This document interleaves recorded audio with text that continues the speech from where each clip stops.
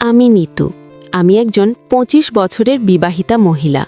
প্রত্যেকদিন ঘুম থেকে উঠে দেখতাম জামাইবাবু আমার পাশে নগ্ন অবস্থায় শুয়ে থাকত। আমার বিয়ে হতে সবেই ২ বছর হয়েছিল। সেদিন আমার ছোট বোন ও তার বর যখন আমাদের বাড়িতে কিছুদিনের জন্য থাকতে আসে, তখন আমার সঙ্গে এমন একটা ঘটনা ঘটে যেটা শুনে আপনাদের পায়ের তলা থেকে মাটি সরে যাবে। সেদিন রাতের বেলা বর খুব সুন্দর করে আমাদের বেডরুম সাজিয়েছিল এবং আমাকে সারপ্রাইজ দিয়েছিল। এর আগে আমার বর কখনো এতটা রোমান্টিক হয়নি, তাই সেদিন আমি খুব আশ্চর্য হয়েছিলাম বরের সারপ্রাইজ দেখে। তারপর বর আমার চোখে পট্টি বেঁধে দেয়। সে যখন আমার চোখে পট্টি বেঁধে দেয়, তখন আমি তাকে জিজ্ঞেস করি, এটা তুমি কি করছো? আমার চোখে পট্টি কেন বাঁধছ? বর তখন হেসে বলল, আমি তোমাকে এইভাবে আদর করছি। তারপর সে আমার কোমরে আলতো চুমু দেয়। তারপর আমার চোখে পট্টি বেঁধে আমাকে সারা রাত আদর করে। তারপর সকালবেলা যখন আমি চোখ খুলে দেখি, তখন আমার পায়ের তলা থেকে যেন মাটি সরে যায়, কারণ আমার পাশে তো জামাইবাবু নগ্ন অবস্থায় শুয়েছিল। আমি তখন তাড়াতাড়ি ঘুম থেকে উঠে নিজের জামাকাপড় ঠিক করে চিৎকার করে উঠি। আমার চিৎকার শুনে জামাইবাবু ঘুম থেকে উঠে নিজের জামাকাপড় ঠিক করে। আমি তখন তার গালে একটা থাপ্পড় মেরে বললাম, তুমি আমার ঘরে কি করছো? সে তখন মুচকি হেসে বলল, কাল সারা রাত আমি তোমার সঙ্গে ছিলাম। জামাইবাবুর কথা শুনে আমার পায়ের তলা থেকে যেন মাটি সরে যায়। আমার বর কিভাবে এই জঘন্যতম কাজটা করতে পারল? বর আমাকে ভীষণ ভালোবাসত, তাহলে সে কেন এই জঘন্যতম কাজটা করেছিল? এর পেছনে যেটা আসল রহস্য ছিল, সেটা শুনে আপনাদের পায়ের তলা থেকে মাটি সরে যাবে। তাই গল্পটি শুরু থেকে শেষ পর্যন্ত শোনার অনুরোধ রইল। যেদিন আমার বোন আমার বাড়িতে থাকতে আসে, সেদিন থেকেই আমার জীবনের সব কিছু পাল্টে যায়। আসলে জামাইবাবুর পোস্টিং হয়েছিল আমাদের শহরে, তাই সে যতদিন না ভাড়া ঘর খুঁজছিল, ততদিন আমাদের বাড়িতে থাকার সিদ্ধান্ত নিয়েছিল। বর আমার বোন ও জামাইবাবুকে বলেছিল, আমাদের বাড়ি থাকতে তোমাদের ভাড়া বাড়িতে থাকার কোনো দরকার নেই। তাই সেদিন তারা দুজনে আমাদের বাড়িতে এসেছিল। আমার বোন ঋতুকে দেখে আমি ভীষণ খুশি হয়েছিলাম। ভেবেছিলাম দুই বোনে একসঙ্গে অনেক সময় কাটাবো, খুব মজা করব, অনেক গল্প করব, কিন্তু সব কিছুই বিপরীত হয়েছিল। যেদিন তারা আমাদের বাড়িতে আসে, সেদিন আমরা দুই বোনে মিলেমিশে রান্নাবান্নাও করেছিলাম। তারপর রাত্রিবেলা আমি যখন ঘুমোতে যাই, তখন দেখি আমার বর, জামাইবাবু ও আমার বোন তারা তিনজন মিলে একসঙ্গে মদ্যপান করছিল। সেদিন যেহেতু আমার বোন ও জামাইবাবুর আমাদের বাড়িতে প্রথম দিন ছিল, তাই আমি তাদের কিছুই বলিনি, কারণ আমি এসব একদমই পছন্দ করতাম না। কিন্তু এইভাবে তারা প্রত্যেক দিন রাতে পার্টি করত ও মদ্যপান করত। সেদিন আমি যখন তাদের বাধা দিতে যাই, তখন বর আমার সামনে জামাইবাবুকে বলল, তুমি খুব লাকি যে তুমি ঋতুর মতো একজন জীবনসঙ্গিনী পেয়েছ, যে কিনা তোমার সব কিছুতে সঙ্গ দেয়।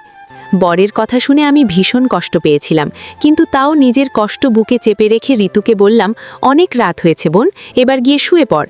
প্রত্যেক দিন মদ্যপান করা ঠিক নয়, আর আমি এসব একদম পছন্দ করি না। এইভাবে বেশ কিছুদিন কেটে যাওয়ার পরে সেদিন ভ্যালেন্টাইন ডে ছিল এবং ঋতু তার বরের কাছে আবদার করেছিল শপিং করতে যাওয়ার জন্য। কিন্তু আগের দিন রাতে আমার বর ও জামাইবাবু মদ্যপান করেছিল, যার জন্য জামাইবাবু ঋতুকে বলল, ঋতু, আমি আজকে কোথাও যেতে পারবো না, আমার মাথায় প্রচণ্ড ব্যথা করছে, তাই তুমি তোমার জামাইবাবুর সঙ্গে শপিং করতে চলে যাও। বর তখন ওপর থেকে নিচে নেমে এসে বলল, ঋতু চলো, আমি তোমাকে শপিং করতে নিয়ে যাব। ঋতু তখন খুব খুশি হয়ে বরের সঙ্গে যেতে রাজি হয়।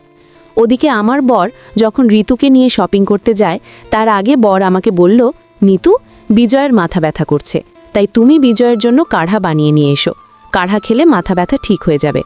আমার বোনের বরের নাম, মানে আমার জামাইবাবুর নাম হচ্ছে বিজয়। তারপর বর ও আমার বোন তারা দুজন মিলে শপিং করতে চলে যায়। শপিং করতে যাওয়ার আগে বর আমাকে একবারও জিজ্ঞেস করেনি যে আমি শপিং করতে যাব কিনা। তারপর তাদের চলে যাওয়ার পরে আমি জামাইবাবুর জন্য কাঢ়া বানিয়ে নিয়ে আসি। জামাইবাবু তখন আমাকে বলল, নিতু, কাঢ়াটা টেবিলে রেখে দাও। তারপর জামাইবাবু যখন সোফা থেকে উঠে কাঢ়াটা নিতে যাচ্ছিল, তখন সে মাথা ঘুরে সোফাতেই আবার পড়ে যায়। তখন জামাইবাবু আমাকে বলল, নিতু, তুমি কি আমাকে একটু উঠতে সাহায্য করবে? কারণ আমার ভীষণ দুর্বল লাগছে, আমি উঠতে পারছি না। জামাইবাবুর কথা শুনে আমি তার হাত ধরে যখন ওঠাতে যাই, তখন সে আমাকে নিজের দিকে টেনে নেয়। তখন আমার বুকের কাপড়টা খুলে যায়। আমি তখন অনেক বেশি লজ্জা পেয়ে কাপড়টা বুকে দিয়ে বললাম, এটা তুমি কি করছো?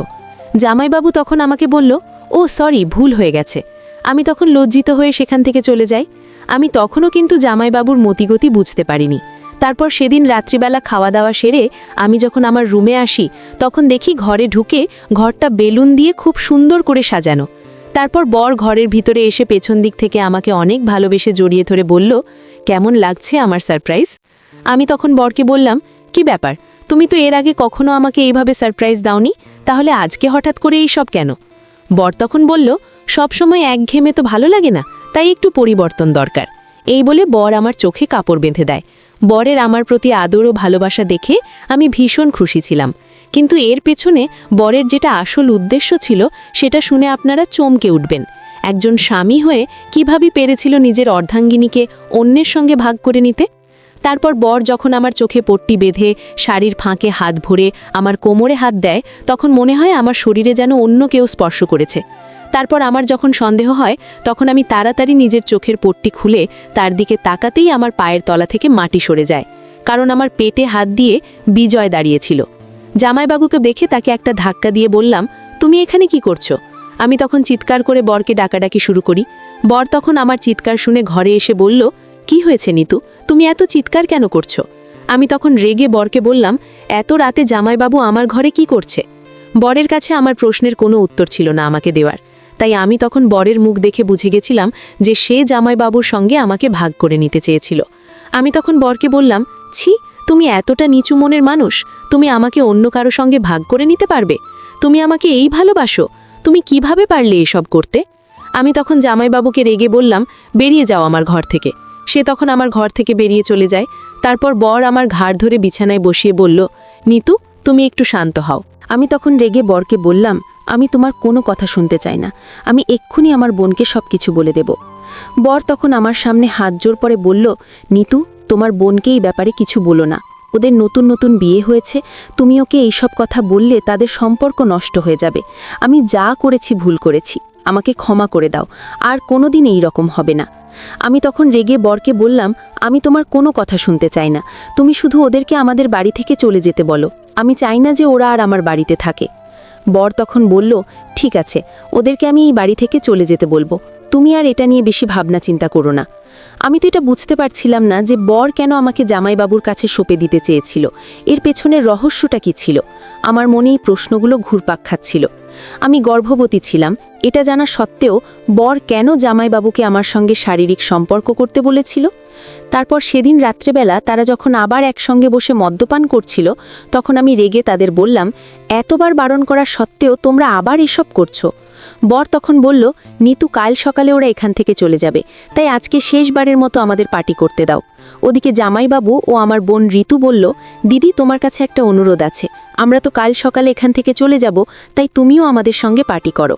তারপর বর আমার ঘাড় ধরে আমাকে খুব যত্ন সহকারে সোফাতে বসায় এবং রান্নাঘর থেকে আমার জন্য এক গ্লাস ফলের জুস নিয়ে আসে।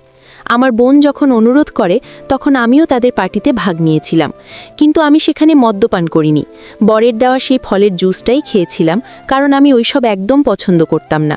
আমি নিজের সংস্কৃতি ও শিক্ষা বজায় রেখেছিলাম, কিন্তু বোন আমার চাইতে বিপরীত ছিল। সে খুব মডার্ন ছিল, তার সাজ পোশাক আমার চাইতে খুব আলাদা ছিল। সে তার বরের সঙ্গে বসে মদ্যপান করত, তার কাছে এই ব্যাপারগুলো একদম নর্মাল ছিল। তারপর ফলের জুস খাওয়ার পরে আমার মাথাটা কেমন যেন ভারী হয়ে আসে, মনে হচ্ছিল আমার যেন খুব ঘুম পাচ্ছে। কিন্তু জুসটা খাওয়ার পরে কেন আমার হঠাৎ করে এরকম হচ্ছিল সেটা আমার বুঝতে বাকি থাকে না। আমি বুঝে গিয়েছিলাম যে আমার বর নিশ্চয়ই জুসের মধ্যে কিছু মিশিয়ে আমাকে খাইয়েছে, যার জন্য আমার ভীষণ মাথা ভারী ও দুর্বল লাগছিল। কিন্তু তখনও আমি বুঝতে পারিনি যে আমার বর কেন আমার সঙ্গে এরকম করছিল। এদিকে জুসটা খাওয়ার পরে আমার কেমন যেন নেশা নেশা ভাব লাগছিল।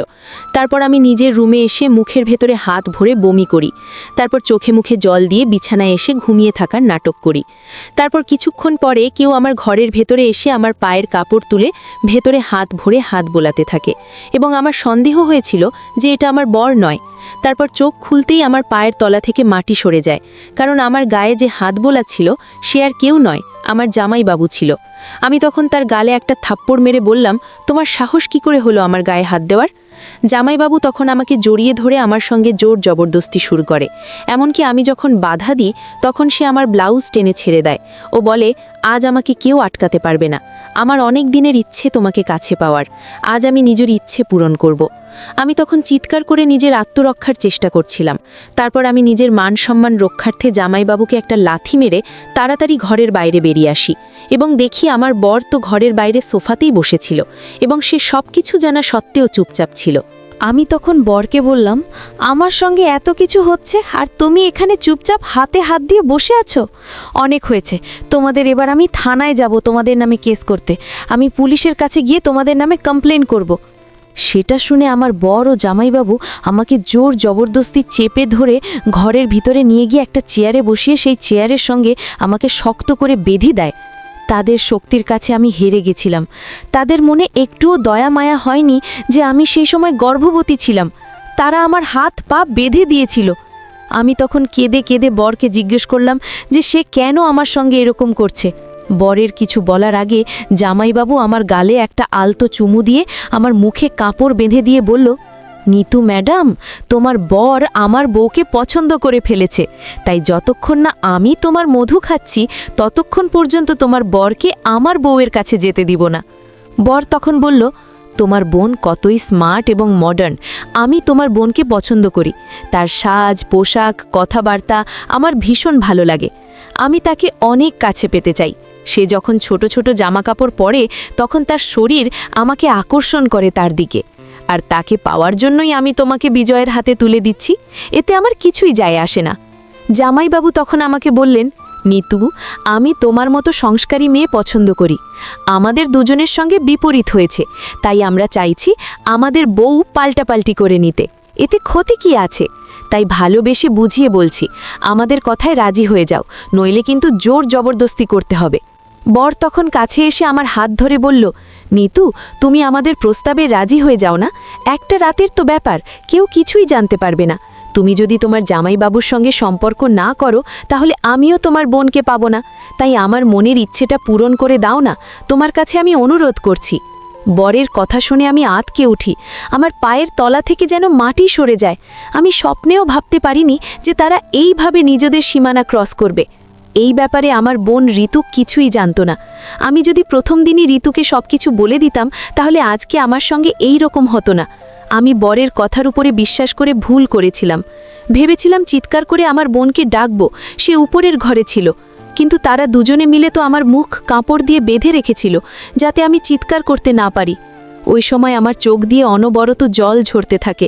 আমি ছটফট করতে থাকি, কিন্তু তারা নিজেদের কুমতলোভে আটকে ছিল। আমি বরের দিকে বড় বড় চোখ করে কটমট করে তাকিয়েছিলাম। বরের কথা শুনে মনে হচ্ছিল তার গলা টিপে তাকে শেষ করে দিই। বর তখন জামাইবাবুকে বলল, আমার বউ ভীষণ জেদি, তাই তুমি নিজের কাজ চালিয়ে যাও, আমি বাইরে অপেক্ষা করছি। তোমার মনোকামনা পূরণ হলে আমি আমার শালি সাহেবার সঙ্গে নিজের মনের ইচ্ছে পূরণ করব। জামাইবাবু তখন হেসে বলল, অবশ্যই, আগে আমার ইচ্ছেটা পূরণ হোক, তারপরে তোমার ইচ্ছেও পূরণ হয়ে যাবে।